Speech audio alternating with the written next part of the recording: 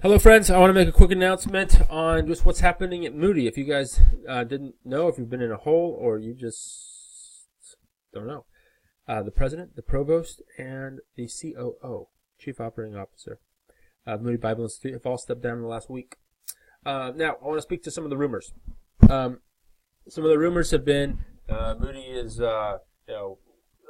compromising its doctrinal statements, that Moody is doing insider deals or financial issues, that not listening to faculty, blah, blah, blah, blah. Is Moody perfect? No. Are these men horrible, evil, and have they been caught in some scandal? And is Moody falling apart? Absolutely not. In fact, why these men have stepped down is because they're honorable men. Why you haven't seen them out defending themselves is because they're trying to make it not about them. They step down because they realize that even if all these accusations are untrue, which most of them, if not all of them, are completely untrue, that it's easier for Moody to move forward and recover with fresh leadership. The bummer of all this is that it overshadows some of Moody's real challenges for the future, which is how to be successful and influential and continue its rich heritage and legacy in really a transitional time in society, where the all Bible schools and seminaries and biblical higher ed institutions are having to kind of evaluate where they're at. It's not like the populations of the world are decreasing. So why is it that across the board there's not as many people looking for biblical higher education as in the past? Could be many reasons for that, but Moody certainly has to evaluate where it's going and how it's going to be sustainable for the future. And whenever you're doing that and making hard decisions, as you guys all know, the Spokane campus as well as lots of faculty were let go this year.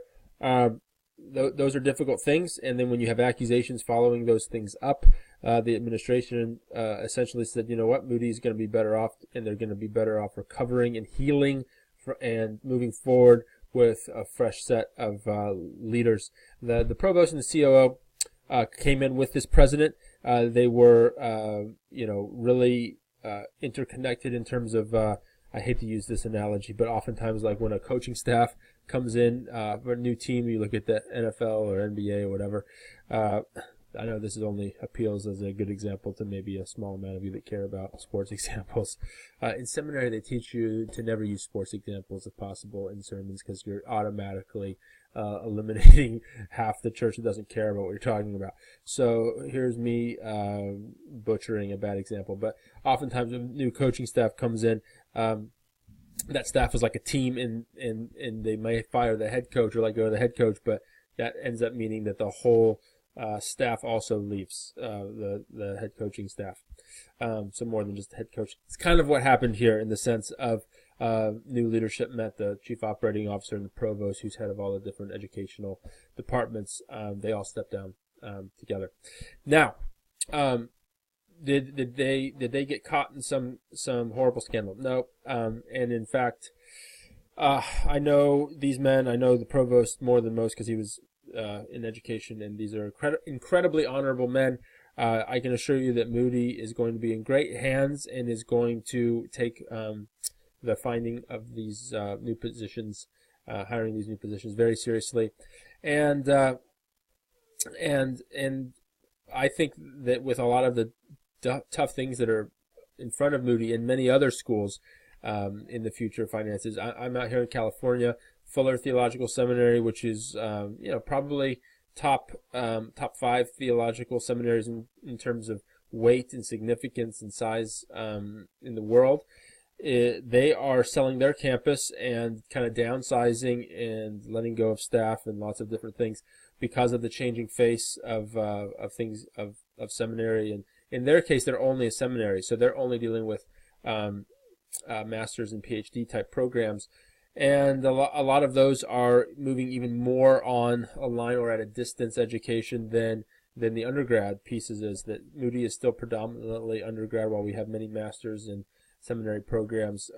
Most of Moody students are still undergrad students. So even with that, things are changing in the face of undergrad education on the biblical higher ed levels. So for you guys to just understand where Moody's at, Moody's going to be fine. It's not going anywhere. You guys in your program and what you're looking at, it's not like Moody's about to fall apart by any stretch of the imagination.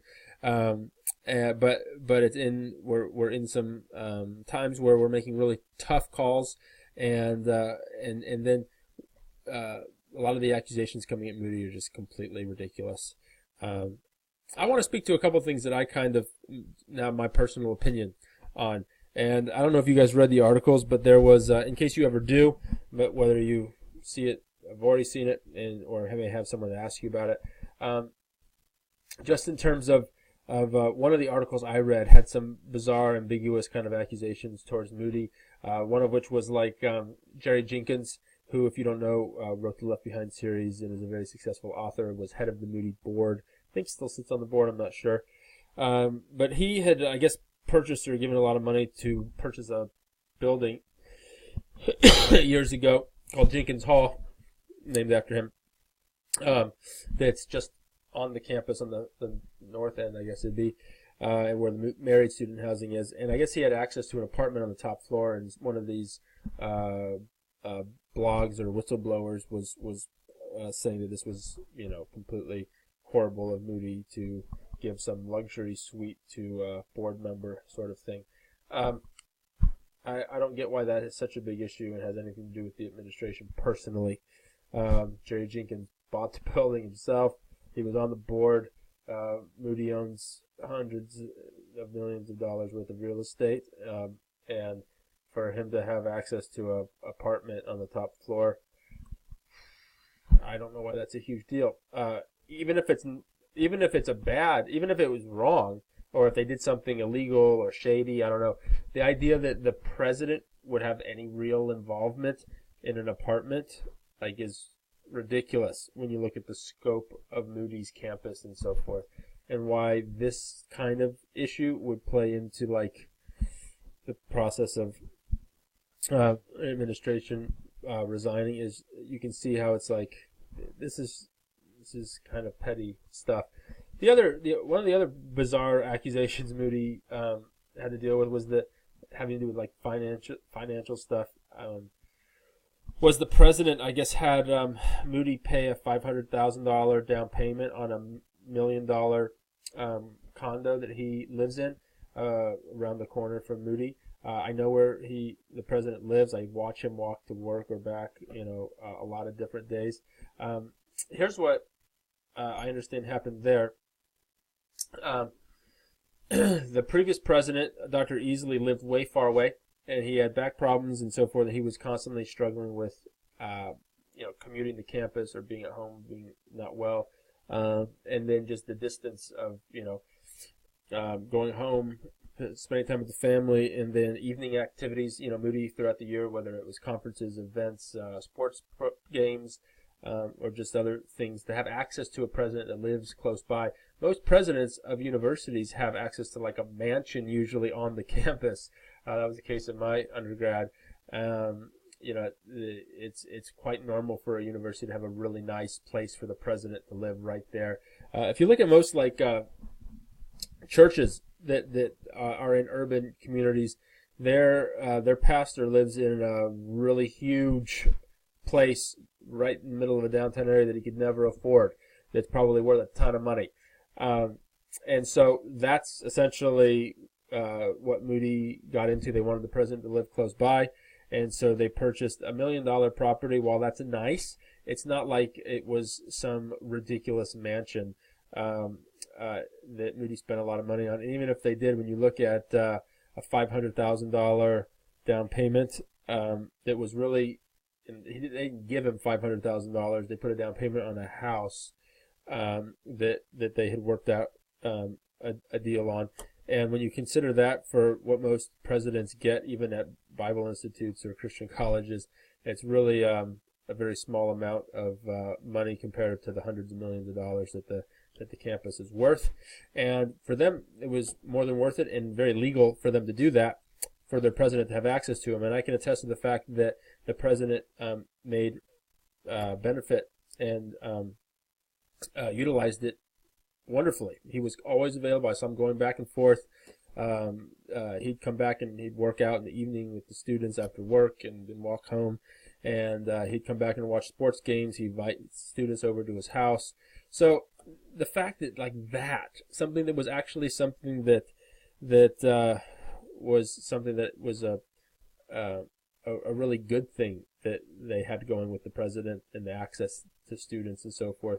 And it's really sad that kind of accusation contributes to just smearing a really good man and his reputation. Now, does Moody in general have some major issues in terms of how question marks with how they've dealt with certain things or faculty? There's a couple of things that are very ambiguous things with that. And Moody has some things to work on with that. I just hate the fact that the process of all this made it look like that there was some kind of financial conspiracy and smearing of really honorable men in the process of kind of overshadowing the fact that Moody's got some challenges and needs some solutions for the long term and for the future. And I really believe that the Lord's going to use this for good, and that we're praying for great administration to come in and to set us up for success for the future. But I just want to put you guys at ease and say that's kind of my personal opinion of what I'm watching and observing and interacting with, the friends I have there. Because I lived there for many years in Chicago and part of that intimate part of that community. So if you guys have any questions or want to talk to me or interact with me directly, feel free to message me or email me. That's my thoughts on that. Moody's going to be just fine. You guys in your program and your Moody career, it's not going anywhere. And I can assure you Moody's not compromising on its love and value for the Word of God, and its mission and values on that end are, they're not going anywhere. So that's just a good example, a reminder of how when you're a public entity, an institution, crazy things can happen with just the rumors, and oftentimes it doesn't matter if the rumors are true; they can cause a lack of trust, and you can see, unfortunately, these good men were caught up in that, and because they were here to serve, they stepped down because they saw that was what was best for the institute, and I thought that was a very honorable thing for them to do, rather than trying to defend themselves against those accusations. So that's my thoughts. Hope that's helpful, and that's all I got to say on that. Let me know if you have any questions. Love to you all. Talk soon.